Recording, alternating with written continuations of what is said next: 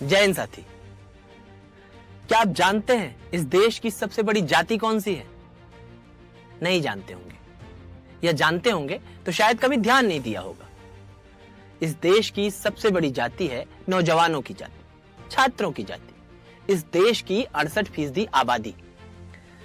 मैं अक्सर सोचता हूं, काश ये जाति आपस में जातिवादी हो जाती। काश कोई स्टूडेंट किसी की मार्कशीट पे लिखे सरनेम की जगह उसकी एज देखता, एज ग्रुप देखता, एजुकेशन देखता और उसके साथ खड़ा हो जाता। बाराबंकी में अखिल भारतीय विद्यार्थी परिषद के साथियों पर लाठीचार्ज हुआ। एक मंत्री जी ने उन्हें गुंडा तक कह दिया। लखनऊ में छात्र सभा के साथियों पर लाठीचार्ज हुआ। जब सत्ता के पास सवालों के जवाब नहीं होते तो वो जुबान बंद कराने पर उतर आती है। पिछले साल मैं वर्धा गया था। वर्धा में भगत सिंह जी पर बोलने गया था और भगत सिंह जी के समाजवाद पर बोलते बोलते मैंने उनके समाजवाद की तुलना भगवान राम के समाजवाद से कर दी। पूरा हॉल खचाखच भरा था। लेफ्ट के स्टूडेंट्स थे, राइट विंगर स्टूडेंट्स थे। पूरी बातचीत खत्म हुई। लास्ट में चिटचैट में एक साथी खड़े हुए ऑडियंस में से। उन्होंने माइक लिया और सवाल पूछने की गरज में मुझसे कहा कि आपकी विचारधारा बड़ी कंफ्यूज लगती है। मैंने पूछा कैसे? तो उन्होंने कहा कि आपने एनएसयूआई से राजनीति शुरू की, लेकिन गोरखपुर विश्वविद्यालय में जब अखिल भारतीय विद्यार्थी परिषद के साथी पिटे तो आप वहां पहुंच गए। बीएचयू में भी आप पहुंच गए, जबकि वहां पे आपकी विचारधारा के साथ ही संघर्ष नहीं कर रहे थे। मैंने उनसे पूछा कि आज हम किस दिवस पर इकट्ठा हैं?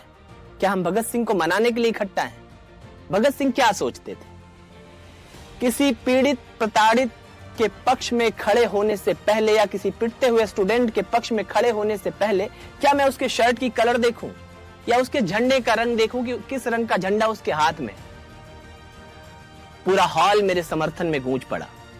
यह वाकया सुनाने का सिर्फ एक कारण है।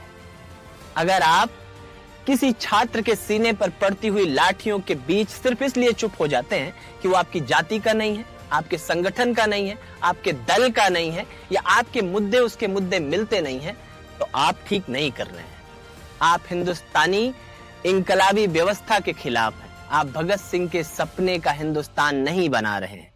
जो बाराबंकी में हुआ वो घृणित है, घोर घृणित है, और उस पर जो राजनीतिक टिप्पणियां आ रही हैं वो उससे भी ज्यादा खराब है।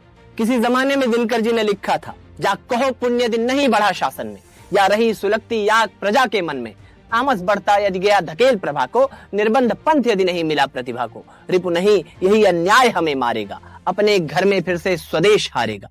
मेरे नौजवानों, मेरे छात्रों, किसी छात्र के सीने पर पड़ती हुई लाठियों के दरमियान उसके शर्ट की कलर मत देखो, उसके झंडे का रंग मत देखो, उसका दल मत देखो, उसके मुद्दे देखो, उसका हौसला देखो, उसके साथ खड़े हो, क्योंकि वो आपकी बिरादरी का है।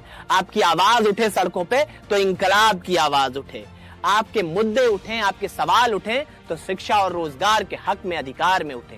यही भारत है। किसी पीड़ित नौजवान, किसी पीड़ित छात्र के पक्ष में खड़े होने से पहले उसका दल मत देखिए, दिल देखिए। याद रहे, दल से नहीं दिल से, क्योंकि जब तक कहीं भी जुल्म है और हमको याद है तब तक हमारा इंकलाब जिंदाबाद है। दल से नहीं दिल से।